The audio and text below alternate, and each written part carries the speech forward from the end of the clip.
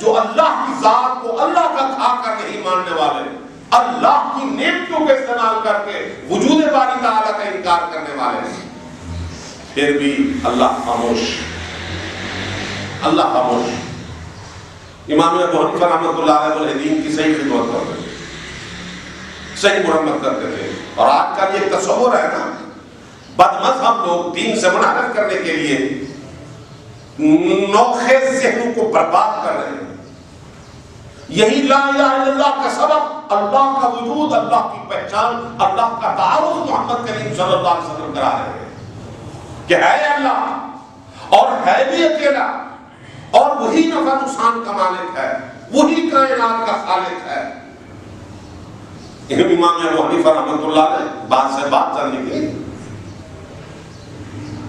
یہاں پر دیکھیے دونوں باتیں، ایک تو ملحد کے منہ پر اللہ کے حبیب صلی اللہ علیہ وسلم نے ایسا تمانچہ مارا کہ تو خدا کا منکر ہے، خدا ہے بھی صحیح اور ہے بھی لا شریک، اور دوسرا جب ابو لہب نے کہا تبا لک یا محمد، نبی کے گستاخ کے لیے کیا وجہ اتری، دونوں چیزیں کرتے۔ امام ابو حنیفہ رحمۃ اللہ علیہ کا ٹاکرا ہو گیا تھا ایک ملحد سے، خدا کے وجود کے منکر سے، اور مناظرے کے طور پر ایک جگہ مقرر ہو گئی۔ یہ دیکھیے لا الہ الا اللہ کے اندر وجود باری تعالیٰ کا اقرار ہے، اور ملحد اللہ کے وجود کا منکر ہوتا ہے، اس کو دہریہ کہا جاتا ہے، اس کو مستشرق کہا جاتا ہے۔ تکوین کائنات کو وہ حادثاتی طور پر سمجھتے ہیں، جس طرح ہندو رام و لیلا کا کھیل سمجھتے ہیں۔ یہ رام لیلا کا کھیل نہیں، اللہ تعالیٰ خالق مالک اور پوری کائنات کے موجد ہے۔ کچھ نہیں تھا تو خدا تھا، کچھ نہیں ہوگا تو خدا ہوگا۔ ساری کائنات اللہ کی دو انگلیوں کے درمیان۔ ایک جگہ مقرر ہوئی، امام ابو حنیفہ رحمۃ اللہ علیہ مناظرے کے لیے، فرمایا میں پہنچ جاؤں گا۔ لیٹ پہنچے، بڑی اونچی سی سٹیج پر ملحد بیٹھا ہوا تھا۔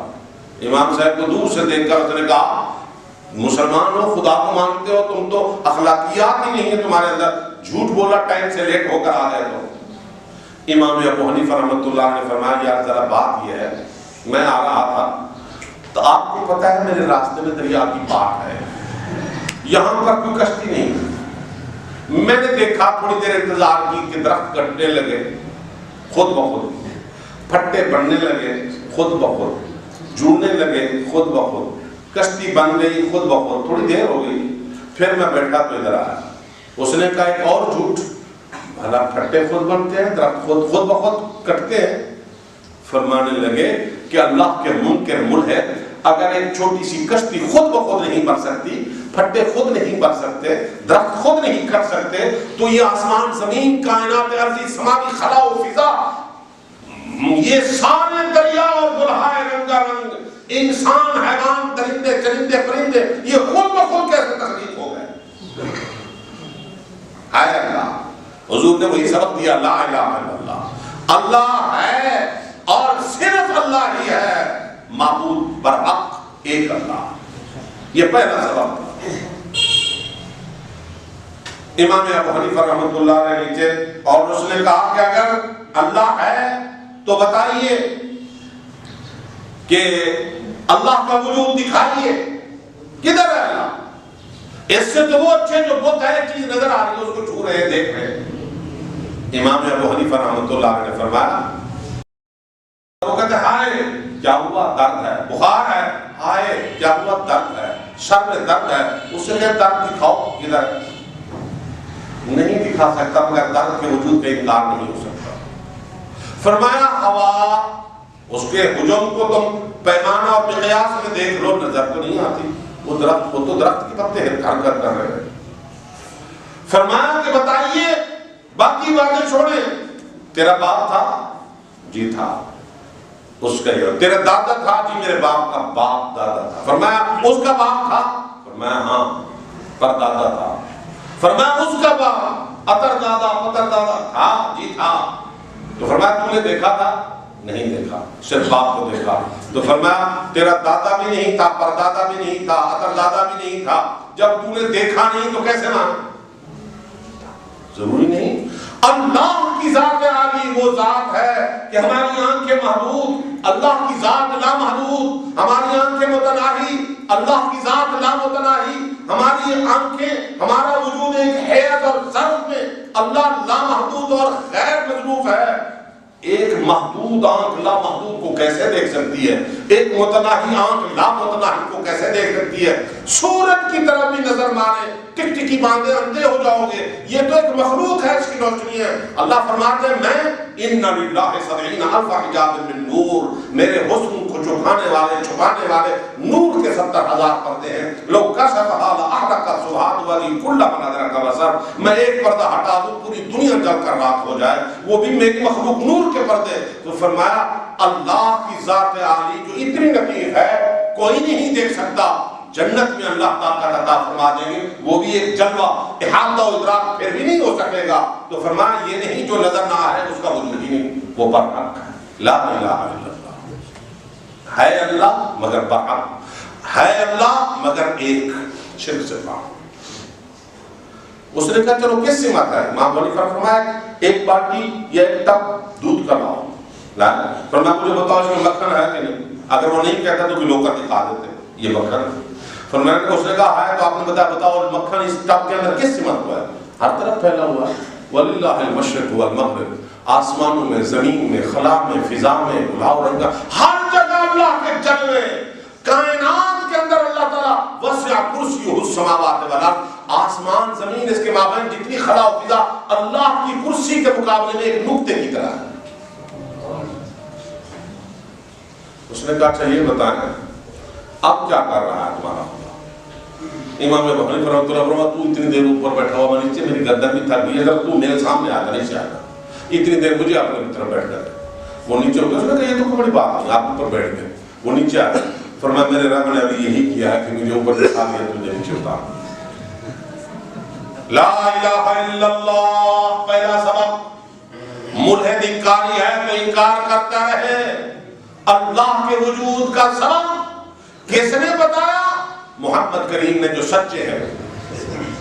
تو اپنے باپ کی بات مان کے کہہ رہا ہے کہ میرا دادا تھا، تیرے باپ نے بتایا میرا باپ تھا، تو ہم تیرا باپ جھوٹا بھی ہو سکتا ہے، جھوٹ بھی بولتا ہے، ہم ان سچے لوگوں کی بات کیوں نہ مانیں؟ اللہ کے نبی سچے ہوتے ہیں، اللہ کے نبی نے کہا لا الہ الا اللہ، سچوں کو کیوں نہ مانیں؟ یا ایھا الناس، بنی فہر والے، بنی عدی والے، بنی بکر والے، بنی تغلب والے، قولوا لا الہ الا اللہ، ایک اللہ، ایک اللہ۔ اب وہ اہل لسان پہ سمجھتے تھے کیا کہہ رہے ہیں، لا الہ الا اللہ کیا ہے؟ لا اللہ۔ امیر شریعت سید عطا اللہ شاہ سے بخاری رحمۃ اللہ علیہ فرمایا کرتے تھے لا ایک ایسی تلوار ہے اگر اللہ نہ ہو تو سب کو کاٹ دے، لا الہ الا اللہ۔ اور فرمایا اللہ نے یوں نہیں کہا کہ اللہ واحد، نا نفی سے شروع کیا، پہلے معبودہ نے باطلہ اور شرک و مشرکین کی نفی کرو گے اسی سے توحید نکلے گی، نفی شرک کا نام توحید ہے، لا الہ الا اللہ۔ اب ابو لہب نے کہا تبر لک یا محمد علیہ السلام، یہ ملحد کے اوپر تھپڑ، اور گستاخ رسول کے لیے اللہ کی محبت کا انداز دیکھیے، مشرک کو قبول کر رہا ہے، ملحد کو پھر بھی روزی دے رہا ہے، اللہ کو سب کو ستم کرنے والے حوصلے سے سن رہا ہے، لیکن جب نبی پر گستاخی کے بول ابو لہب کی زبان سے نکلے فرمایا جبریل جی رب جلیل جاؤ میرے حبیب کے اوپر وحی لے کر، فرمایا تبت یدا ابی لہب وتب، تبت یدا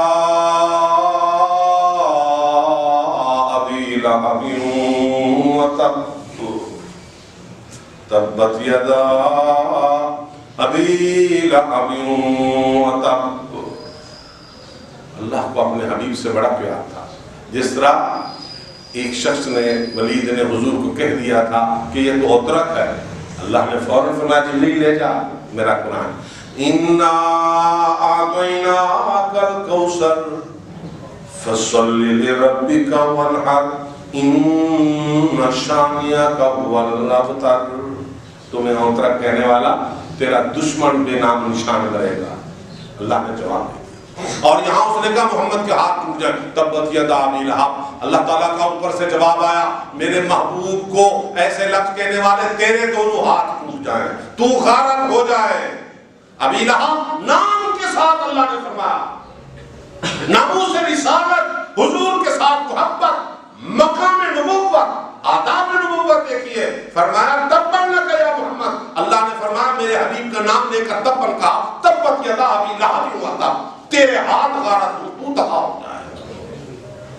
اسی لیے کہا جاتا ہے کہ جب تک دل میں میرے حبیب کی محبت اور ادب نہیں ہوگا، تہجد پڑھتے رہیں، خیراتیں بانٹتے رہیں اور ہسپتالیں بناتے رہیں، مخلوق کی خدمت کرتے رہیں، ویلفیئر اور انجمن NGOs بناتے رہیں، کسی کام کی نہیں اگر آداب محمد نہیں۔ حبیب پاک کسی کا خطاب کیا ہوگا، وہ لاجواب ہیں، ان کا جواب کیا ہوگا، مدار کار ہے حب رسول پر، ورنہ عمل ہزار ہوں اچھے ثواب کیا ہوگا۔ تبت یدا ابی لہب وتب، کوہ صفا پر میرے حبیب صلی اللہ علیہ وسلم نے یہ سبق سنایا۔ اب تو کیا تھا، اب تو بھیڑوں کے چھتے میں پتھر مار دیا میرے محبوب نے۔ اندازاً یحبونہم کحب اللہ، مشرک غیر اللہ سے ایسے محبت کرتا ہے جیسے اللہ سے محبت کیا ہے۔ اسی لیے اللہ سے دعا مانگنی چاہیے، اللہ حسن فکر اور حسن عمل عطا فرمائے، اچھا عقیدہ اور اچھا عمل عطا فرمائے۔ عجیب شان ہے کہ بندہ نہ ماننے پہ آئے تو اللہ خالق و مالک کا انکار کر دے، اور ماننے پہ آئے تو گائے اور بیل کے سامنے جھک جائے، گائے کو ماتا کہتا ہے ماں اور بیل کو پھر باپ کہے، یہ گائے اور بیل کا بیٹا اللہ کا انکاری ہو جاتا ہے۔ نہ ماننے پہ آیا آسمان زمین کے مالک و خالق کا انکار کر بیٹھا، اور ماننے پہ آیا تو گائے کو ماں کہہ دی، گاؤں ماتا ہو گئی، وہ مقدس ہو گئی۔ اللہ جب رب روٹھے تو مت چھینے، مت کھسے، سریکی میں کہتے ہیں رب رسے تھے مت کھسے، عقل چھین لیتا ہے۔ سائنسدان، ڈاکٹر، انجینئر، صنعت و حرفت میں کمال رکھنے والے، لیکن ہندو بنیے کی مت ایسی ماری گئی، اس کو پتہ نہیں کہ اس سے پیشاب بھی نہیں کر رہا ہے، اس سے گوبر بھی نہیں کر رہی ہے، یہ گھاس بھی کھا رہی ہے، اس میں خلاصت بھی ہے، مگر اس کے سامنے جھکا ہوا ہے۔ ہنومان بندر کے سامنے جھکا ہوا، پوری کی پوری ٹریفک بند ہے، 34 کروڑ دیوتاؤں کے سامنے سر جھکانے والا اللہ کے پاک حبیب نے فرمایا لا الہ الا اللہ، یہ سب۔ اور نہ ماننے پہ آئے تو ابو بکر کو عمر کا انکار کر، اور ماننے پہ آئے جانوروں کے سامنے سجدہ ریز ہو جائے۔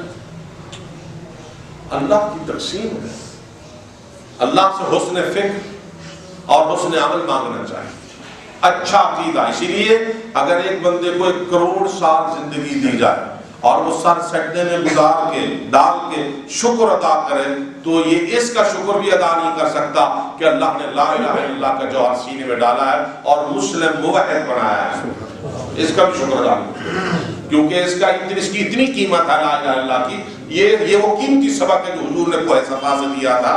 اللہ کے نبی نے فرمایا کہ جہنم میں ڈوبتے ہوئے، جہنم میں تلتے اور جلتے ہوئے، حرارت و تمازت کے اندر جہنم کے دھوئے میں جلتے ہوئے انگاروں میں، فرمایا اور کوئی عمل نہیں، اللہ فرمائے کہ اخرجوا من النار من کان فی قلبہ مثقال ذرۃ من الایمان من قال لا الہ الا اللہ۔ جس نے پہلا سبق یاد کیا تھا، اللہ فرمائیں گے میرے فرشتے مجھے مانتے تھے، میرے نبی کی عزت و ادب کرتے تھے، چلو گناہ ہو گئے، میرے حبیب کی امتی کو جو جہنم میں چل رہا ہے، جس کے سینے میں لا الہ الا اللہ کا جوہر تھا، نکال دو، اخرجوا من النار، اخرجوا من النار۔ اللہ اس کلمے پر موت عطا فرمائے۔ نبی کا پہلا سبق، آگے کیا رد عمل تھا انشاءاللہ آئندہ جمعہ۔ وآخر دعوانا